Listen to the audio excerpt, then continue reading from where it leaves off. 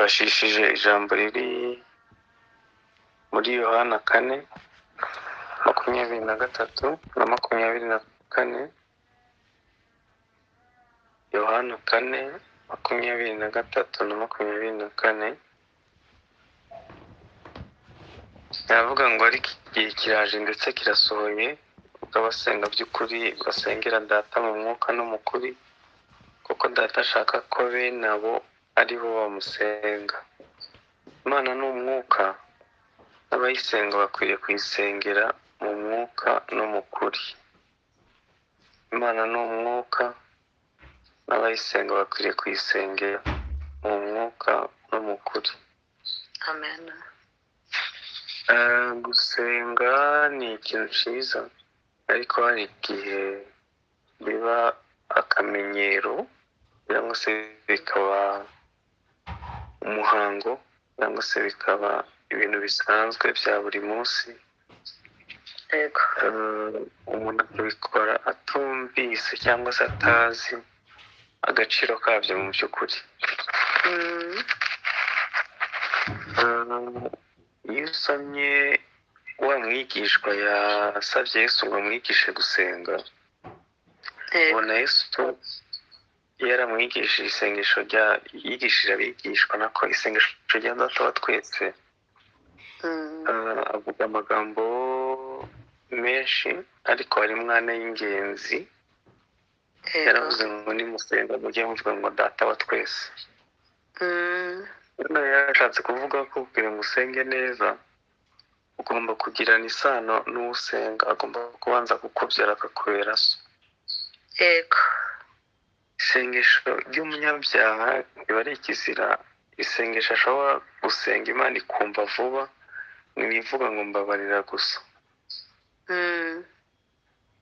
Iryo nta Imana ishobora kubyirengagiza uko ryaba riri kose. Rero mu gusenga, umuntu iyo ashaka gusenga neza, Imana igomba kubanza kukubyara mukagirana isano, ikaba data.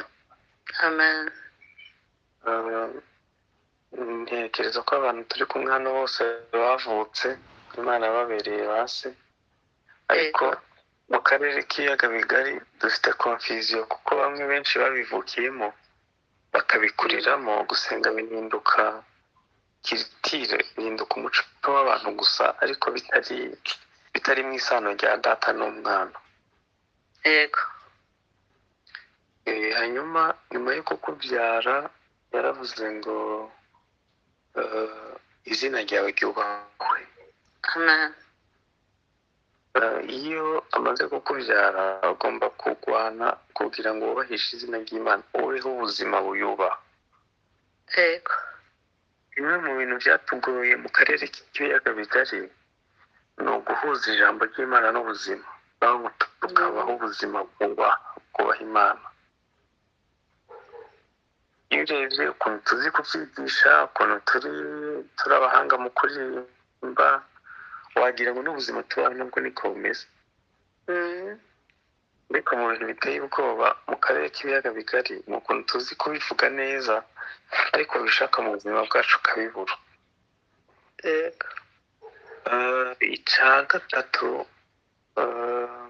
Data wa twese, izina ryawe ryubahwe, ubwami bwawe buze. Iyo ushatse ubwami bw'Imana mu karere k'ibiyaga bigari, kuko nzi ko mwese ariho mwavuye, yenda naho muri, iyo ushatse ubwami bw'Imana urabubura pe. Ahantu hari ubwami bw'Imana harangwa n'amahoro, harangwa n'umutuzo, harangwa n'urukundo, harangwa n'ubusabane, harangwa n'umugisha ufatika. Ubwami bw'Imana bakwiye kuza, kuko hari ubundi ubwami bwiyubatse bwakwimurwa gusa n'ubwami bw'Imana. Hari abantu bajya bacira urubanza abantu batuzaniye ubutumwa bwiza, ko baduhaye ibituzuye, ko ibintu byinshi, ariko tukibagirwa ko ari nabo batwigishije gusoma no kwandika. Yego. Tukibagirwa ko n'amavuriro dufite ariyo bayubatse. Tukibagirwa ko n'imyenda twambara aribo bayiduhaye. Yego. noneho suppose iyo bataza tukaba ducambaye imyenda y'ibiti, ibaze iyo bataraje tukaba tutazi gusoma no kwandika, yego tuba tumeze nk'abo mu ishyamba rya Amazon. Imana ishimwe ko baje, ariko ubwo nari nshatse kuvuga ukuntu ahantu hari ubwami bw'Imana haba hari impinduka. Ubutumwa bwiza bugera iwacu, abantu barabandwa bagaterekera ku manywa, ariko ubutumwa bwiza buje n'abatarakijijwe baretse kubandwa no guterekera. yego Iyo umuco w'ubutumwa bwiza urasiye ahantu, umwijima urahunga. Rero ubwami bwawe buze, hanyuma ibyo ushaka rero bibe mu isi nk'uko biba mu ijuru. amen Ubundi gahunda y'Imana kwari ukugira ngo ibyo Imana ishaka, uko ijuru ryapanze aba ariko no mu isi biba bimeze. yego Uwo ni wari umugambi w'Imana, ariko iyo urebye isi iba mu kwigomeka ku buryo ubushake bw'Imana butaba muri twe cyangwa se mu aho tuba. Koloni y'Abongereza ngira ngo bafite ibihugu birenze nka 11 bidafite perezida, bafite premier ministre, harimo Canada, Australia n'ahandi. Hanyuma ukagerekaho ibihugu mirongo ntibuka neza umubare bivuga ururimi rw'icyongereza, batwarira ibumoso. Yani uko mu Bwongereza babaho no muri ibyo bihugu nabo niko babaho, yego kubera ko ni koloni yabo. Iyo murebye ubuzima bw'Abakristo mubona ari koloni y'ijuru koko. Dukwiye kuvuga ngo ibyo ushaka bibe mu isi nk'uko biba, nanjye kuvuga nk'uko biba mu Bwongereza, nk'uko biba mu ijuru. yego Niba abantu biga umuco w'abantu, bakanywa kofi nk'uko bayinywa mu Bwongereza, bagatwara bakaryama nk'uko mu Bwongereza igihe baryamira, ibintu byose bikaba bisa kubera ko ni ibihugu bakoronije. Dukwiye kubaho muri ubwo buzima. yego Hanyuma ibyo navuze byose nubwo wabyibagirwa, wibuke ko navuze ko dukwiye kwiga guhuza ijambo ry'Imana n'ubuzima. amen Hano rero Bibiliya tubwiye ngo igihe kiraje ndetse kirasohoye, ubwo abasenga by'ukuri basengera Data mu kuri no mu mwuka. Data ashaka ko bene abo bamusenga, yani gusengera mu mwuka no mu kuri. Ibyo nibyo bintu Data ashaka. yego Kubera ko Imana ni umwuka, n'abayisenga bakwiye kuyisengera mu mwuka no mu kuri. Igihe tuzinjiza ukuri mu gusenga kwacu, tugasengera mu mwuka, ndabizi neza ko ubuzima ntibwo bwareka guhinduka. yego Iyi nkuru ndabizi ko twese tuyizi, inkuru y'umusamariyakazi na Yesu. Twiyiziho amasomo menshi, mu by'ukuri menshi cyane, kuko hano hafi mwese murabigisha. yego Nanjye nta bintu bishasha nje kuvuga, nagira ngo mvugeho ibibazo bikeya. Ikibazo cya mbere umudamu yari afite, yego yaramubaye abajije Yesu ngo kuri Umuyuda nkaba Umusamariya, ni gute usaba amazi? Ngiye mbona kumenya ko ari Umuyuda ntacyo byari bitwaye. yego Kwimenya ko uri Umuyuda undi akaba Umusamariya ntacyo bitwaye mu by'ukuri. Ariko niba kumenya ko umuntu ari Umusamariya bituma umwima amazi, cyangwa kumenya ko uri Umuyuda bituma umwima amazi, mu by'ukuri uba uri umurwayi. Kuba umwe ari Umurundi undi akaba Umunyamulenge, umwe kuba ari mu Nyakanada undi akaba Umunyamerika, ibyo bintu ntacyo bitwaye mu by'ukuri. Umwe kuba Umubembe undi akaba Umufurero ntacyo bitwaye. yego Kumwe kuba basengera muri Restoration undi agasengera muri ADEPR, undi agasengera muri Zion, undi agasengera Revolution. Ibintu nta na kimwe byari bitwaye, ariko ibyo bituma duhana amazi cyangwa bituma twimana amazi. uzi ko abantu batangira umurimo w'Imana ubona bafite tendanse ko buri wese yubaka ubwami bwe. yego kugira ngo umwuka wera amanuke, bari bateraniye hamwe, bari mu mwanya umwe, bahuje umutima, umwuka wera arabamanukira. yego Ibintu tudahuriraho dukwiye kubirenga, bamenya ko icita rusange ni ububyutse. yego Ikintu gikwiye guhuza itorero ni ububyutse gusa, kubera ko umubiri wose ntabwo waba amaboko, umubiri wose ntabwo waba amaguru, umubiri wose ntabwo waba amaso. Kuba uri urutoke undi akaba ukuguru, Imana ishimwe. yego umwe kuba ari ugutwi undi akaba ijisho, ntacyo bitwaye. Kumenya ko umwe ari umubiri undi akaba umusamariya ntacyo bitwaye, ariko bituma duhana amazi cyangwa bituma twimana amazi. Icya kabiri, yaramubajije ngo udafite icyo kuvomesha ayo mazi uvuga urayamuta. none se nkubaza, ibyo ufite abandi badafite bigutera ubwibone? Wenda utuye i Burayi, abandi batuye muri Afurika, ikibazo kiri yenda warize, abandi umugabo wawe yarize, umugore we ntiyize, wenda niwe winjiza menshi mu rugo. Ibyo bintu bigutera ubwibone, bituma ubabwira ati ntariho na mwese mwapfa, ni njyewe ubagize. No, kuba ufite icyo kuvomesha ntabwo bikwiye kuzamura ubwibone. yego kuba ari wowe Imana yahisemo kunyuzaho umugisha w'urugo, ntabwo bikwiye gutuma wumva ari wowe ukomeye kuruta abandi mu rugo. Kuba ari wowe umunyamasengesho wubaka igicaniro, we kwifata nk'aho ari wowe iby'umwuka byose byanyuraho. Kuba ufite icyo kuvomesha, ari wowe ufite imbaraga, ari wowe ufite ubumenyi, ari wowe ufite ibyo ufite byose, ukwiye kumenya ko uri umugaragu. Urabona hano turi kumwe n'abashumba, Imana ishimwe. Hari ubwo umuntu Imana imuha impano yo kuyobora abandi, noneho kubera ari we uyoboye abandi, agahita yibwira ko hagati y'abantu na Kristo agomba kujyamo, bakajya bamunyuramo kugira ngo bagere kuri Kristo. Akabyara ko twese turi abami n'abatambyi mu bwami bw'Imana. Imana ko yashizeho impano z'ubuyobozi ngo hataba akajagari gusa, ariko uburenganzira turabunganya mu bwami bw'Imana. yego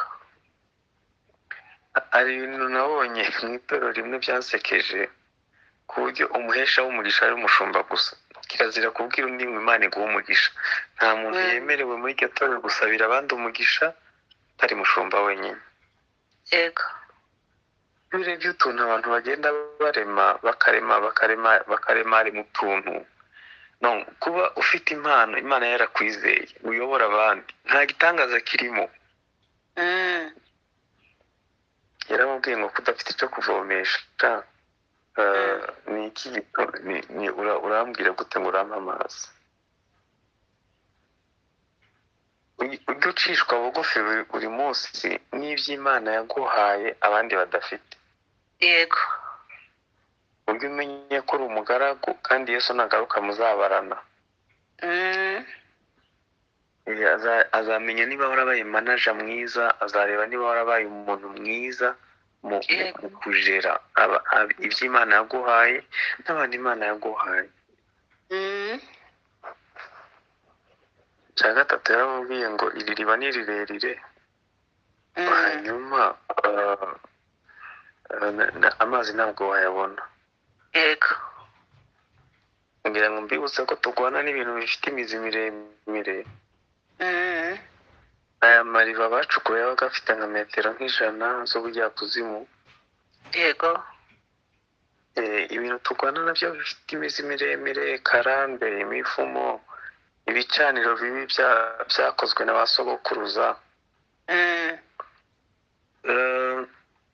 Aburahamu yabeshe ko Sara ari mushiki we, Isaka abesha ko Rebeka ari mushiki we, Yakobo abesha ko ari Esawu yiba umugisha. Yego. Abahungu ba Yakobo babesha ko bashaka gushingira mushiki wabo abanyamahanga, barababesha ngo babasiramure, bashaka kubica.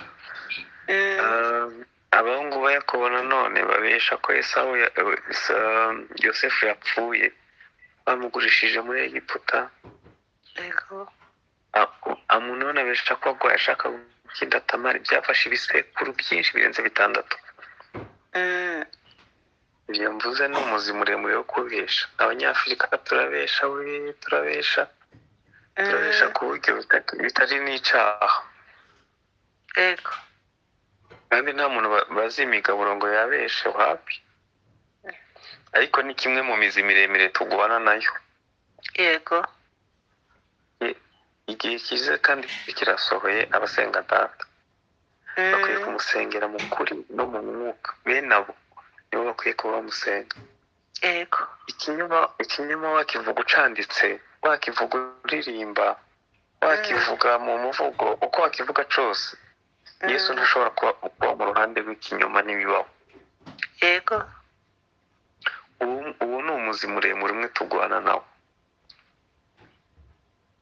Hari indi mizi miremire nk'ubusambanyi bwatangiwe n'abasogokuru n'abasogokuruza, ibintu bifite imizi miremire ku buryo umuntu akubwira ati rega icyaha ni ugufata ku ngufu, ariko umuntu mwumvikanye mukaryamana mureka amatike, ibyo ni ibisanzwe.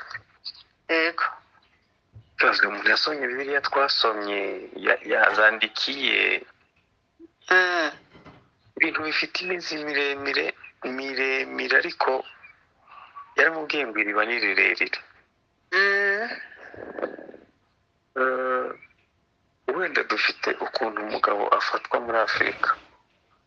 yego Umugabo aho aba ari we ufite ijambo rya nyuma ku bintu byose, ariko iyo mugeze muri ibyo bihugu usanga nabyo biri mu mizi miremire, yenda ingo ziri gusenyuka kubera ko twasanze ari ibintu nyine wumva akavuga ati ariko na papa niko yari ameze, na sogokuru niko yari ameze, sogokuru niko yari ameze, akakubwira ibisekuru 7. yego Ibyo bintu ntibifite imizi miremire. ejo nahoze ntekereza ukuntu Mose avuga ko Lewi muribuka ko ari we yishe abaturage bari baturanye, agatema n'ibitsi by'inka. yego Se yaje kumuvuma kubera umujinya w'umuranduranzuzi. Bageze muri Egiputa, Mose avuga ko Lewi. yego Tuzi ko Mose yavukanye umujinya ku buryo yicaga umuntu agahita amwica no mu mucanga. Imana iramutunganya imyaka 40, ariko ageze mu butayu, muribuka ko yumvishe ko abantu basenze ibigirwamana, yafashe amategeko akayakubita hasi agashwanyuka. yego Avuye mu bwiza bw'Imana iminsi 40. Wari uzi ko iyi mizi miremire igusanga no ku ruhimbi no muri korale, ikagusanga ushumbya abantu, ikagusanga wubatse urugo, nta hantu hamwe inyimizi. Yamubwiye ngo iriba ni rirerire. yego Icya kane, yaramubajije ngo uruta abasogokuruza banywaga amazi bagaha n'amatungo yabo. Murabizi ko iyo ibibazo bije ntabwo bisiga ibyaremwe cyangwa ibidukikije. Iravuga ngo mu Baroma haravuga ngo byose binihira hamwe bitegereje gucungurwa kw'abana b'Imana. yego Muzi ukuntu Kongo ari nziza, muzi Burundi ukuntu ari byiza, muzi u Rwanda ukuntu ari rwiza, muzi Ukraine ko cari ikigega c'ingano zijya ku isi hose.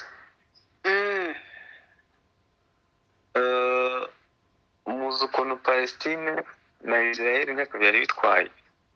yego muzi ukuntu Irani nta kibazo yayiteye, ariko iyo ibibazo bije mu mitima n'ubutaka bugira ibibazo cyane. kuri ubu ibiciro byaratumbagiye kubera icyaha caje mu isi gusa abantu bakagwana. yego ntekereza ko muri iki gihe ntabwo ibibazo biri mu mitima y'abantu bizasiga ubutaka, bizasiga aho dutuye, bizasiga amazi tunywa, bizasiga umugati turya, bizasiga bizanye impinduka kuri buri kintu cyose.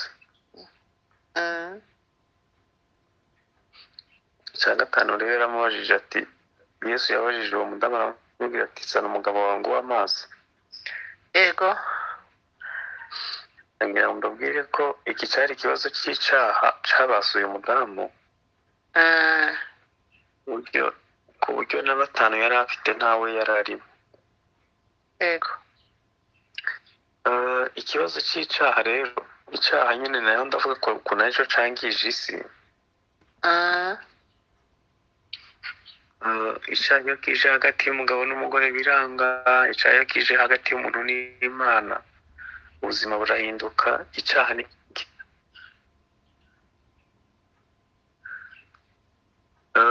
biragoye, kuko kuri ubu biragoye kumva umuntu avuga ko icyaha ari kibi.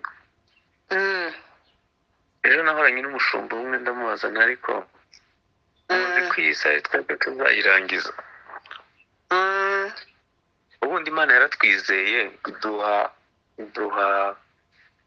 ubutware, iduha icyo muzahambira mu isi no mu ijuru kizaba gihambiriwe, icyo muzahambura no mu ijuru bazaba gihambuye.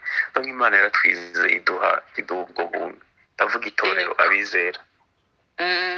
ariko hari ukuntu icyaha cima kikaba ku ngoma. urugero namuhaye, iyo hari umugabo utura menshi cyangwa yubashwe mu rusengero, biragoye ko ari umushumba kuba ufite umugore wa kabiri n'icyaha, kuko amaturo yahagarara.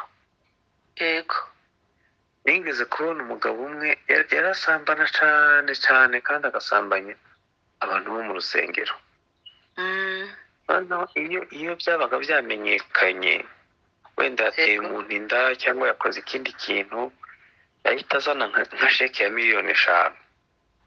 yego agahita asaba akanya ko gushimana, yarangiza agahagararana n'umuryango we, umugore n'abana, akavuga ati turashimira Imana, muri iyi minsi Imana yatugiriye neza, twagiye mu ngendo iraturinda, none twari dutanze sheke ya miliyoni 5. akayitangira mu iteraniro bose bahari. yego wowe uzibesha umuvuge gusa.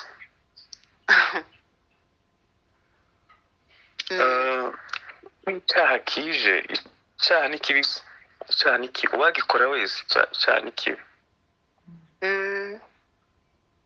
cyane pe. icya gatandatu, mu nkuru y'umusamariyakazi na Yesu, yarimubwiye ngo twebwe dusengera mu misozi yo kwa Yakobo, yego none mwe muravuga ngo Yerusalemu. nagira ngo mbabwire ko bwinshi bw'imisozi butera urujijo. yego ikibazo ntabwo kiri i Yerusalemu, ntabwo ikibazo kiri i Buyuda, ntabwo ikibazo kiri i Samariya, ahubwo Data ashaka abamusenga mu kuri no mu mwuka. bene abo bakwiye kuba bamusenga. amen. amaminisitiri n'amadini avuka buri gihe, hari igihe adutera urujijo tukibagirwa ko Data ashaka ko tumusengera mu kuri no mu mwuka. yego hanyuma icya karindwi rero yaramubwiye ngo turabizi ko Mesiya azaza, kandi niwe bariho baravugana. yego turabizi ko Mesiya azaza, hanyuma niwe azatubwira byose. Yesu yaraje, nta kindi dutegereje. yego ubu yenda ikintu kimwe nigeze kuvuga, twese dutegereje ko ububyutse buzaza. amena ariko butaraza ngiye nshobora gupfa. yego butaraza nta kizabuza Yesu kugaruka. hanyuma ko ari ibintu dutegereje bikatubuza gukorera Imana, hanyuma n'upfa udakoze icyo waremewe n'uwagara imbere y'Imana uzasobanura ngo iki? ukwiye gukora nk'uri mu bubyutse, ugakora nk'aho uzahagarara imbere y'Imana ugahabwa ingororano. ukwiye gukora nta kindi kintu urebye inyuma, kubera ko turabo yaremye ituremeye gukora imirimo myiza yose muri Kristo Yesu. amen. Imana hari ibintu yabushizemo, ukwiye kuzava mu isi urangije gukora, ukazava mu isi uvuga ngo umeze nk'ibisukwa ku gicaniro, soje urugendo rwanjye amahoro. kubera ko tugomba gutegereza ngo turabizi ko Mesiya azaza. Imana yavuze gutya na gutya, ibyo Imana yavuze ni byiza, bizasohora. ariko amasezerano yose ntabwo azasohora mu gihe cyacu, aya ntazasohora ku buzukuru. yego Yesaya yavuze ngo duhawe umwana w'umuhungu ahashira imyaka 600. yego dukwiye kuba tuzi ko hari amasezerano azasohora tutagihari, ariko tugihari dutegetswe gukora iki? twebwe tugihari Imana iduhamagariye iki? turabizi ko Mesiya azaza. yego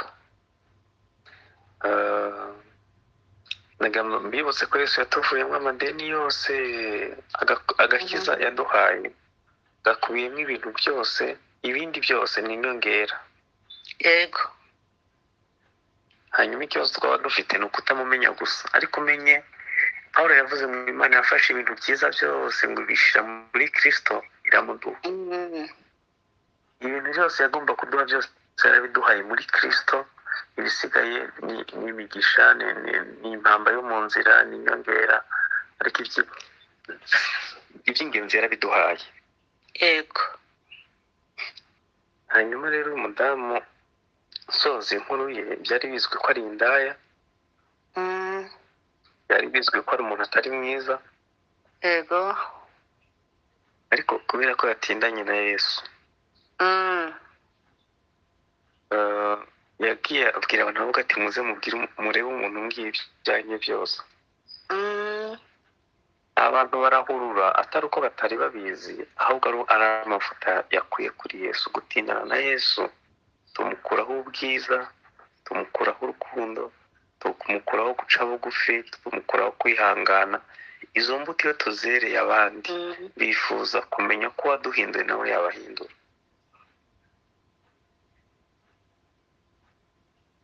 iyo urebye ukuntu abantu benshi basenga, bakoresha imbaraga nyinshi zidakenewe, kubera ko ntibatindanye na Yesu. hari igihe ubona bimeze nko gushitura kugira ngo begere aho Yesu ari, ariko kubana na Yesu bikwiye kuba ubuzima nk'uko ifi iba mu mazi. kubana na Yesu bikwiye kuba ubuzima nk'uko umuntu yumva neza arahakwiriye. dukwiye gutindana nawe. Murimbyi yaririmbye ngo Yesu, ngo nutumbira Yesu uzaba nkawe, ngo bose bazamenya ko bana nawe bari ku bugome bitabe Yesu. ndashoje. Imana ibahe umugisha, mwakoze. igihe kije kandi kirasohoye. abasenga Data bakwiye kumusengera mu kuri no mu mwuka, bene abo nibo bakwiriye kumusenga. yego mwakoze. Imana ibahe umugisha. amen amen